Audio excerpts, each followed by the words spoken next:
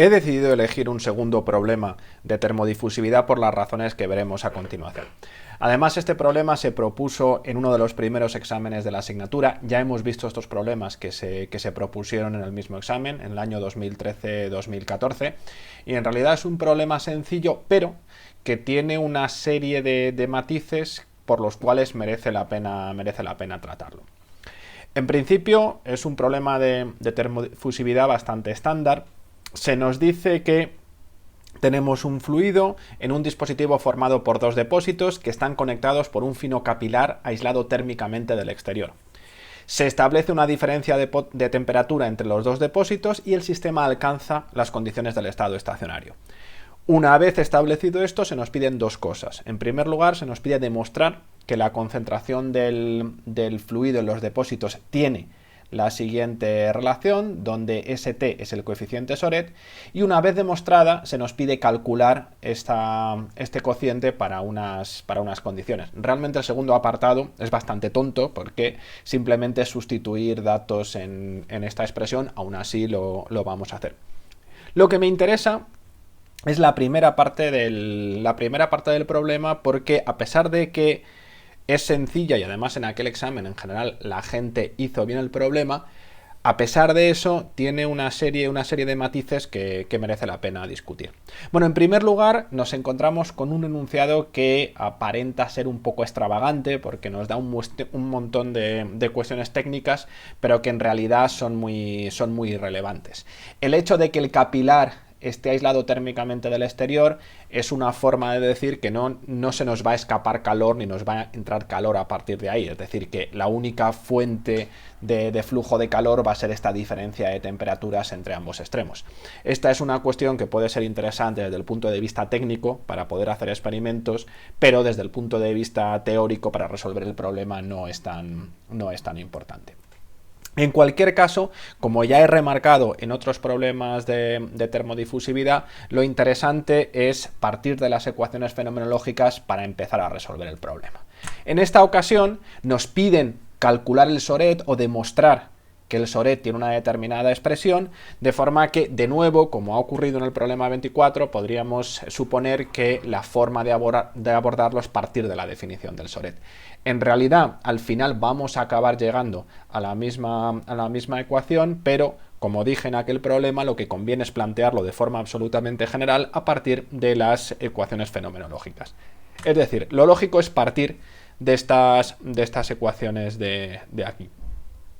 Y exactamente igual que dijimos en el problema 24, el asunto es que yo siempre voy a poder escribir todos los coeficientes cruzados en función del Soret, que es el que me interesa. Aún así, vamos a ir por partes y vamos a interpretar cuáles son los datos que nos proporcionan en el enunciado. En realidad, aparentemente solamente nos están proporcionando este de aquí, la diferencia de temperaturas. Es decir, aparentemente solamente nos están proporcionando datos que nos van a permitir obtener el gradiente de temperaturas. Por lo tanto, la primera conclusión, como ya ha ocurrido en otros problemas, es que nos están faltando datos, algo está fallando aquí. Fijaos que en este problema escrito nos faltan datos entre interrogaciones porque vamos a ver que no es una afirmación contundente, sino que es una interpretación de los datos que nos están dando.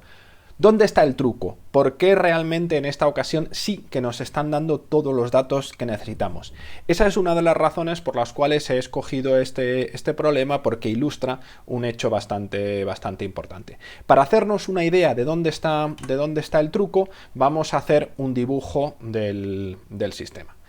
Podemos suponer que tenemos los dos depósitos, el depósito de la izquierda a temperatura T1, el depósito de la derecha a temperatura T2. Y este tubo de aquí representa el fino capilar y estas marcas negras pues son una indicación de que el sistema está térmicamente aislado.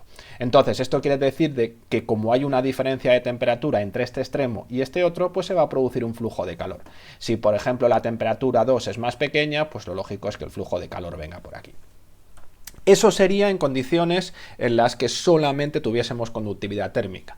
Como los sistemas reales tienen coeficientes cruzados distintos de cero, sea el calor de transferencia, el Soret, el Dufour o el coeficiente de difusión térmica, lo que va a ocurrir es que se nos va a acoplar también el proceso de difusión y esto nos va a establecer precisamente el resultado que pretendemos demostrar. Ahora bien, ¿cómo lo obtenemos si según las ecuaciones fenomenológicas parecía que no teníamos suficientes datos? Bueno, hay un dato oculto en el enunciado que es este de aquí, que el sistema acaba alcanzando las condiciones de estado estacionario. ¿Qué nos dicen esas condiciones? Bueno, vamos a estudiar cómo podemos implementar el sistema para que tenga esta configuración.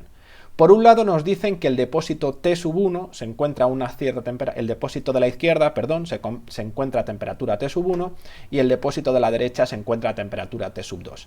La única forma de mantener esas temperaturas es suponer que ambos depósitos se encuentran en baños térmicos que los mantienen a esa temperatura. Es decir, eso es lo mismo que suponer que por las paredes de este depósito entra y sale calor para mantenerlo a temperatura T1 y lo mismo ocurre con las paredes de este depósito.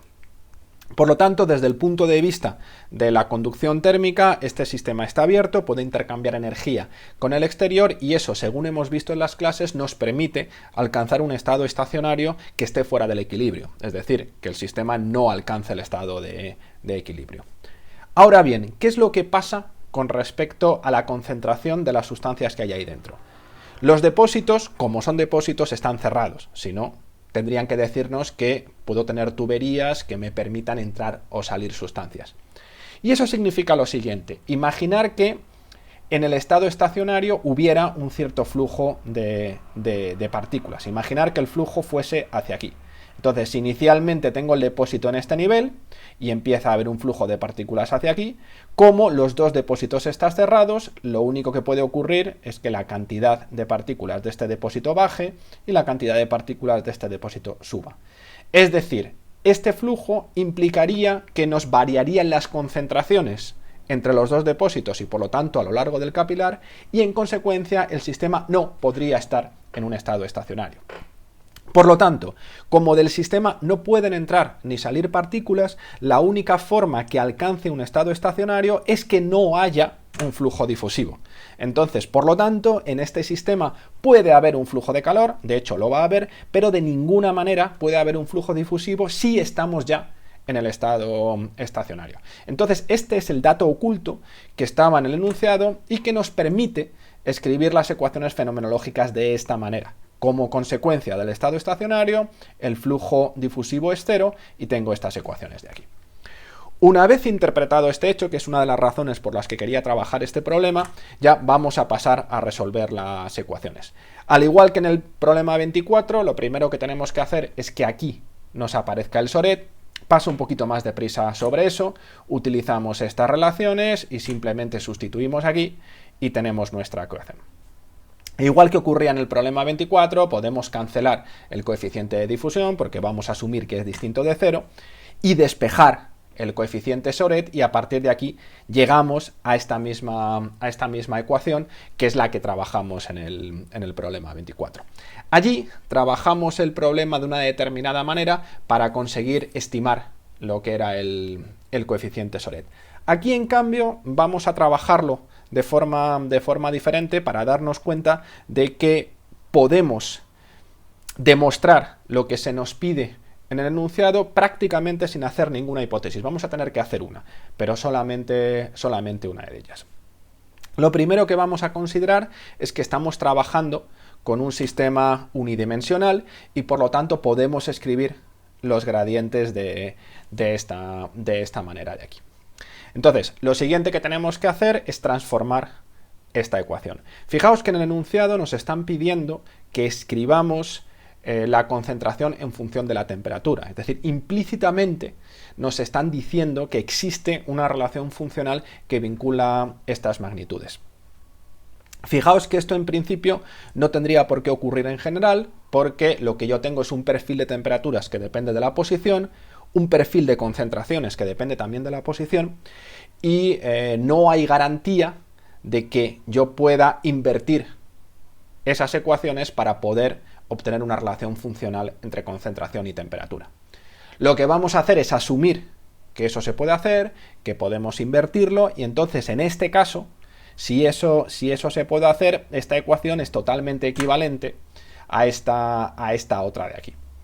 Evidentemente, no hemos demostrado que esta ecuación, por ejemplo, que la ecuación que relaciona la temperatura y la posición es invertible y nos permite obtener esta relación de aquí, pero vamos a darlo por hecho porque es lo que nos dicen en el enunciado.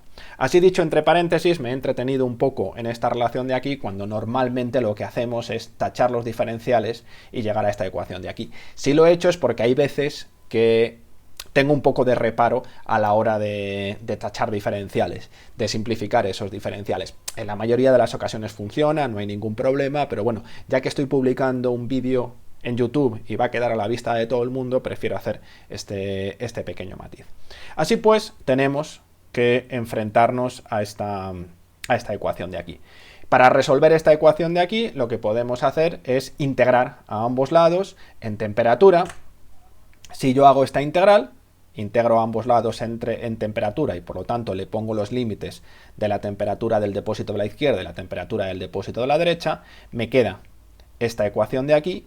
Y de nuevo, como existe la relación funcional entre la concentración y la temperatura, toda esta parte de aquí de la integral la puedo entender como un cambio de variables y por lo tanto escribir esta integral de esta manera, ¿vale? Entonces, ya lo último que nos queda es realizar esa integral. Para tener un poco más de espacio, voy a pasar a otra diapositiva y ya solamente tenemos que resolver este problema. Y aquí es donde tenemos que introducir la hipótesis de la que he hablado. La única forma de resolver esta ecuación y de obtener el resultado que nos piden demostrar es suponer que este soret es constante, porque si no tenemos aquí una incógnita, no sabemos cómo va a depender el soret con la temperatura. Entonces vamos a hacer esta hipótesis, saco el soret fuera suponiendo que es constante y entonces ahora sí hago la integral, que nos queda en una primera fase esta expresión de aquí y luego reescribiéndolo pues obtengo el resultado final, que es el que nos pedían demostrar. Entonces ya hemos llegado a la solución que nos pedía el problema y básicamente hemos resuelto el problema. Recordar que la segunda parte era simplemente calcular este cociente, que no es nada más que coger la ecuación que acabábamos de obtener, tenemos todos los datos que necesitamos en el enunciado, por lo tanto simplemente metiendo una calculadora obtenemos este resultado de aquí, que el cociente entre las dos concentraciones vale este valor. Lógicamente no le he puesto unidades porque es un cociente entre dos magnitudes que representan lo mismo y por lo tanto es un número, es adimensional.